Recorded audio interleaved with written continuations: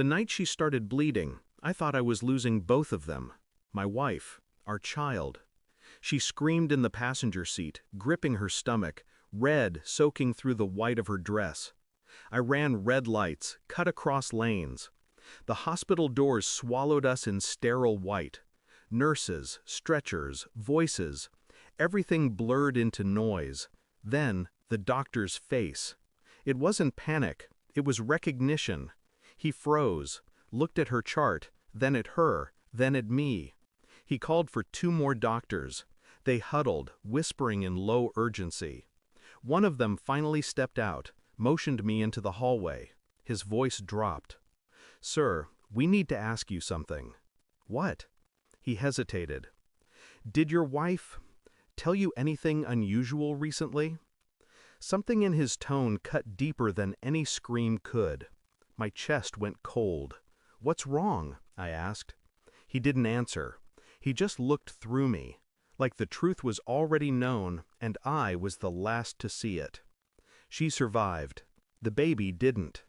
They said it was placental abruption, sudden, unpredictable, tragic. But the doctor's face haunted me. The way he couldn't meet my eyes. The way he whispered to the nurse before handing me the papers. Grief mixed with something uglier, doubt. When I asked to see the records, the nurse hesitated before printing them. There were names I didn't recognize, notes I didn't understand. But one phrase stood out, underlined twice: inconsistent paternal markers. At first, I told myself I misunderstood. Medical jargon, a clerical error. But deep down, something inside me, quiet, patient, cruel, had already started counting backward. I thought about the times she stayed late at work, the sudden business trips, the new password on her phone, the way she avoided my touch those last few months, blaming exhaustion. Now I saw it all clearly. Every excuse, every smile, every soft apology. They weren't fatigue, they were cover. Grief is a good disguise. People don't question a man who's lost a child. They leave him alone. So I used that silence. I requested copies of all lab results. I visited the hospital's data department under the pretense of understanding the cause. The clerk, kind and naive, handed me everything. Then I ordered a DNA report, privately. I had samples from her toothbrush, her hair. The baby's tissue had been stored for autopsy. While waiting, I watched her. She cried often. But her grief felt rehearsed, like she knew what she should feel, not what she actually did. At night, she stared at the wall. I could almost hear the thought she was hiding. Guilt has a rhythm. It breathes differently. One evening, her phone lit up while she showered. A message from a saved contact named M. "You can't ghost me forever. We need to talk." I didn't reply. I didn't confront her. I just waited. The next day, she told me she was going to the cemetery. She didn't take flowers. She didn't take her phone. But she came back smelling of cologne I didn't own. The DNA report arrived on a Monday morning. I didn't open it immediately. I made coffee, stared out the window, felt the cold settle in my bones. Then I tore it open. It was clean, clinical, just numbers and percentages. Probability of paternity, 0.00%.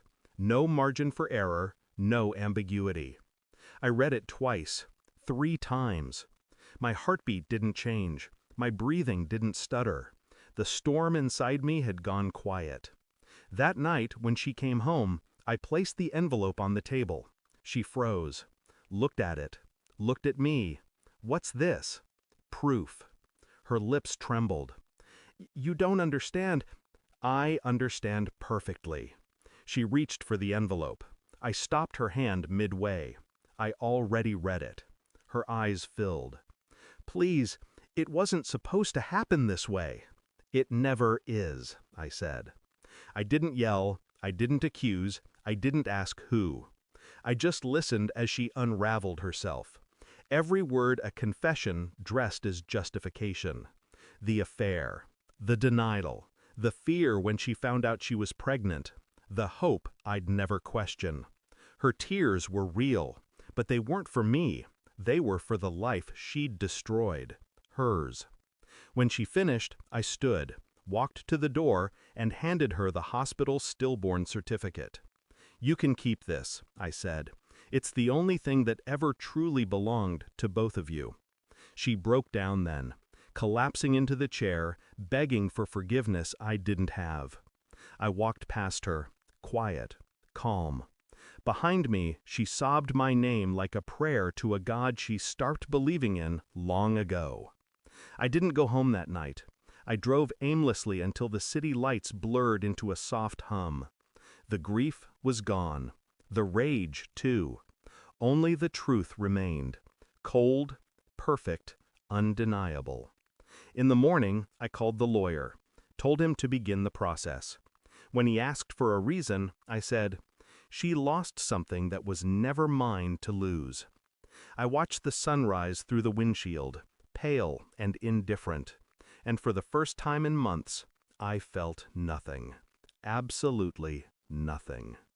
Thanks for watching. Don't forget to like, share, and comment. Subscribe now to Cheating Stories Insight World for more amazing stories.